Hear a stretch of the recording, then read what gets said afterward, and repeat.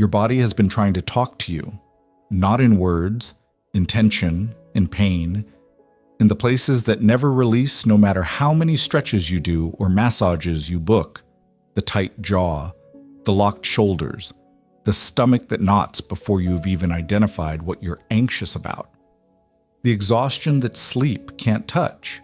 These are not random. They are not just physical. They are the body's archive. A record of every experience your childhood couldn't process at the time it happened. The body stored what the mind couldn't hold, and it's been holding it ever since, not as a memory you can recall, as a sensation you can't explain. In this video, we're looking at 10 physical patterns that are actually storing childhood. For each one, we'll trace two truths. The first truth is what it looks like on the surface. The medical explanation, the logical reason, the thing your doctor might say. The second truth is what the body's actually holding, the childhood experience that installed the pattern. Because the chronic pain isn't random, it's a message. And once you learn to read the message, the body finally has a chance to stop repeating it. Number 1, your jaw is tight. You grind your teeth at night. Your dentist has mentioned TMJ. You catch yourself clenching during the day without knowing why. The first truth, stress, tension. You carry it in your jaw, a common, physical, explainable thing. The second truth, the jaw is where the unsaid words live. Years of biting back what the child couldn't safely say. The opinion that would have been punished. The cry that would have been dismissed. The stop that would have been ignored. The child's jaw learned to close around the words before they could escape, and the muscles that held those words in place are still contracting decades later around words that no longer need to be held.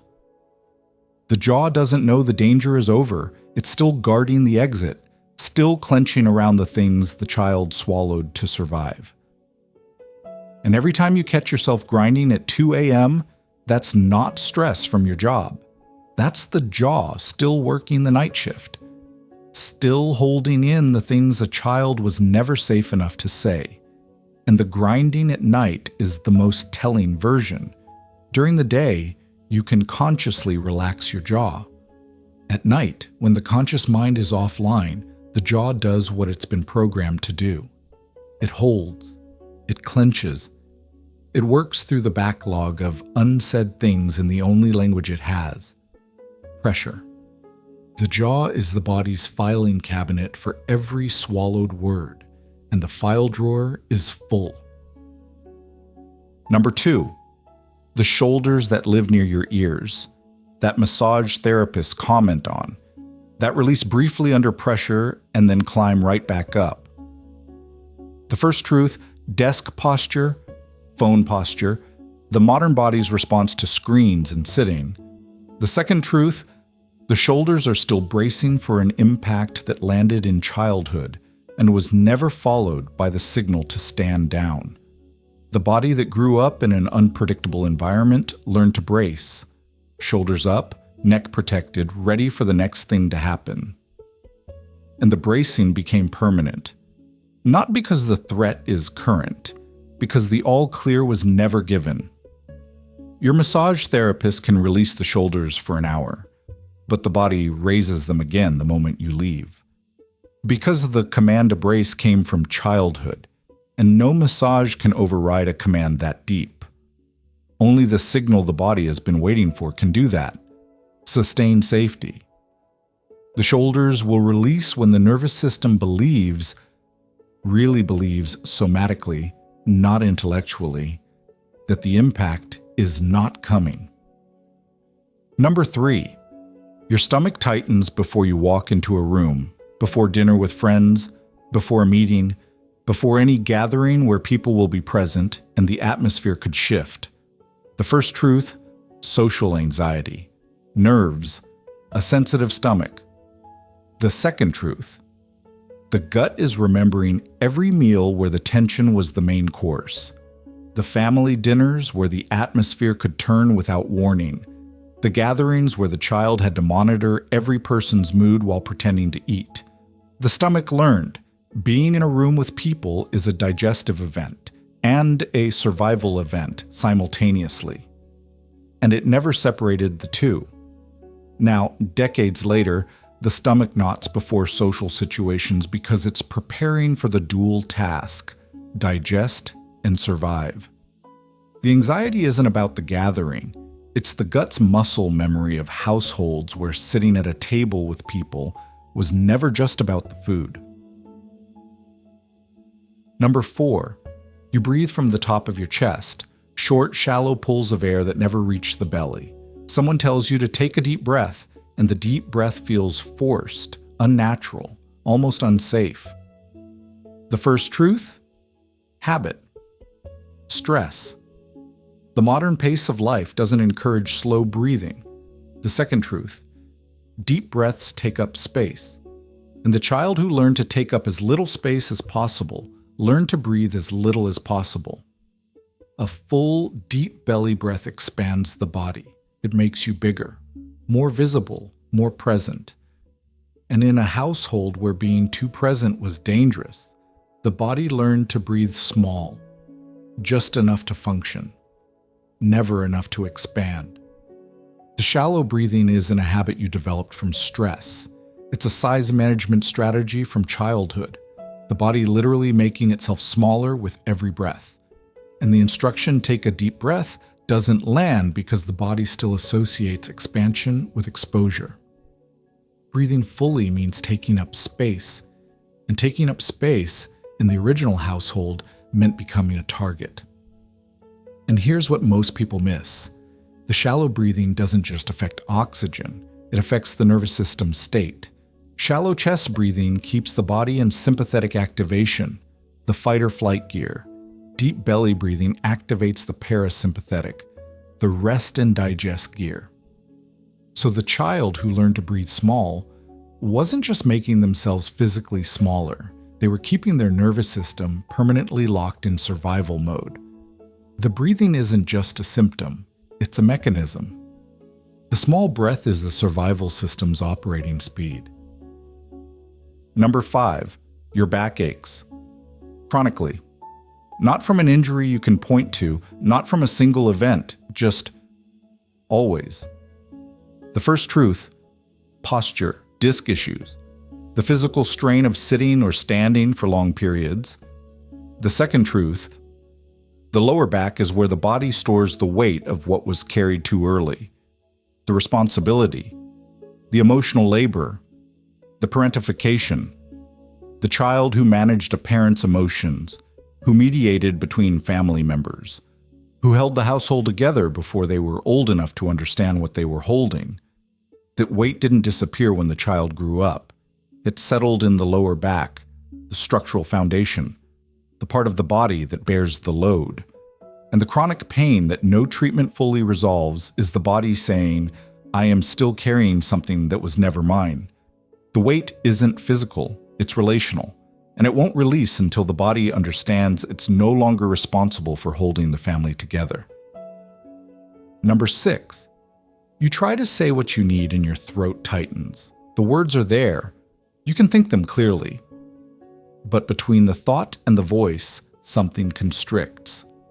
The first truth: shyness, introversion, discomfort with vulnerability.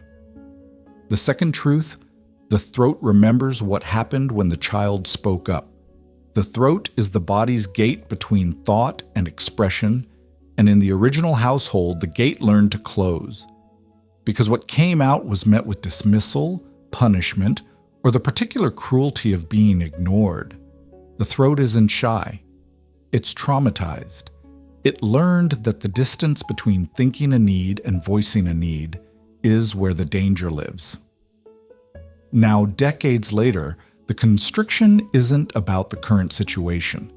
It's the throat running the old security protocol. Before any need can be voiced, check. Is it safe to speak? And the answer, computed from childhood data, keeps coming back, uncertain, so the throat tightens, just in case.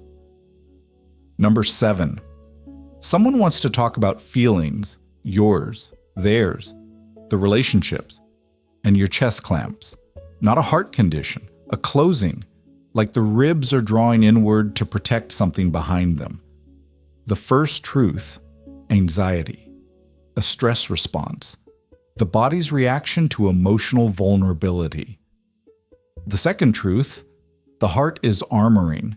The chest tightness is the body's attempt to protect the organ that was most hurt by the original environment.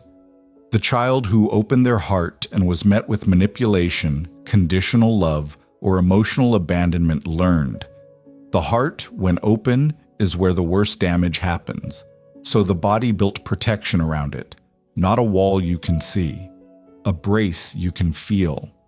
And the tightening during emotional conversations is the armor activating. Not because the current person is dangerous, because the body doesn't distinguish between the person who broke the trust and the person who is asking for it now. It armors for both. Because the last time the heart was open, the cost was more than the child could bear.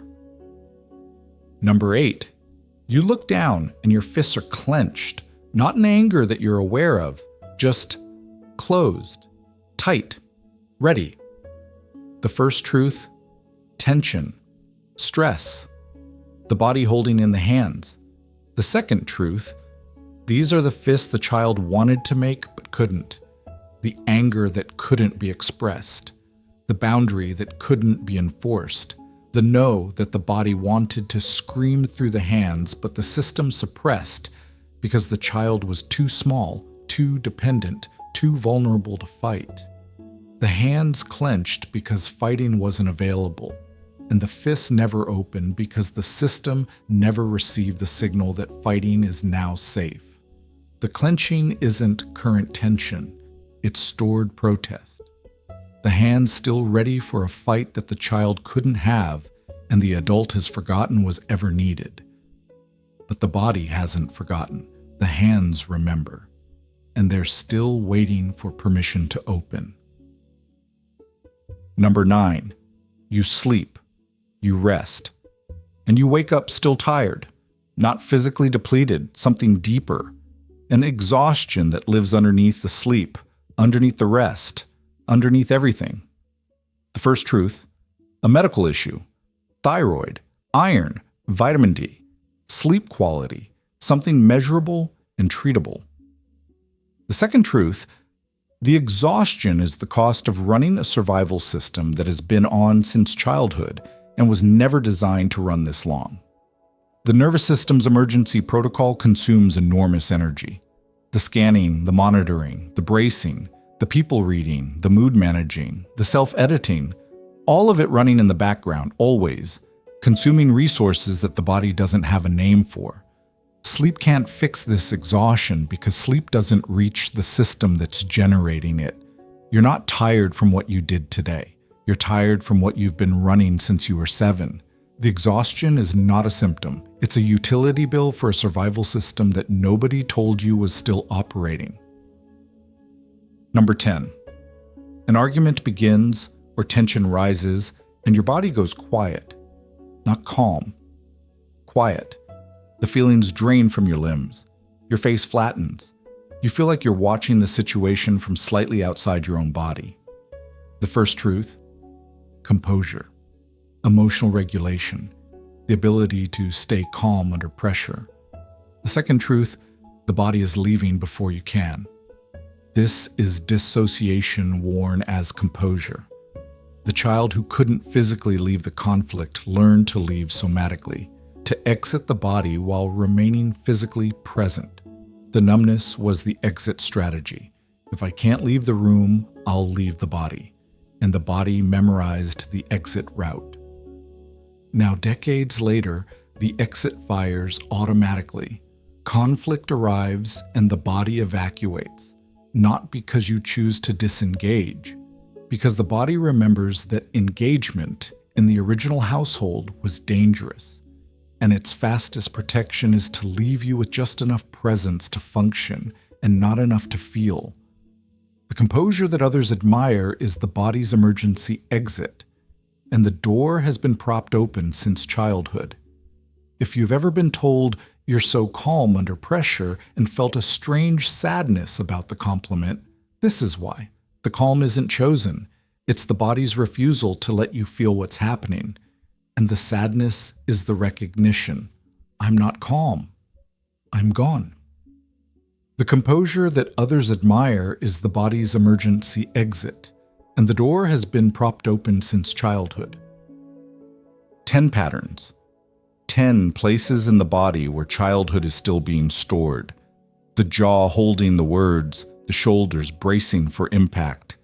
The stomach preparing for the meal that was never just a meal.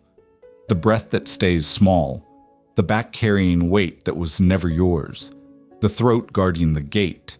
The chest armoring the heart. The hands holding the fight. The exhaustion from the system that never stops. And the numbness that exits before you can. Your body isn't broken, it's remembering. Every tight muscle, every unexplained ache, every pattern that persists despite treatment is the body saying, something happened here. I stored it because you couldn't process it then, and I've been carrying it, waiting for you to be ready to hear it. You're ready now. Not because you're healed, because you're listening. And the body has been waiting for this. For someone to stop treating the symptoms as random and start reading them as a story. The story of a childhood that the mind has rationalized, minimized, or forgotten, but the body has been faithfully recording in muscle and bone and breath. Every tight spot is a chapter. Every unexplained ache is a sentence. And the book isn't finished. But for the first time, someone is reading it. And the body, after all these years of speaking into silence, finally has an audience.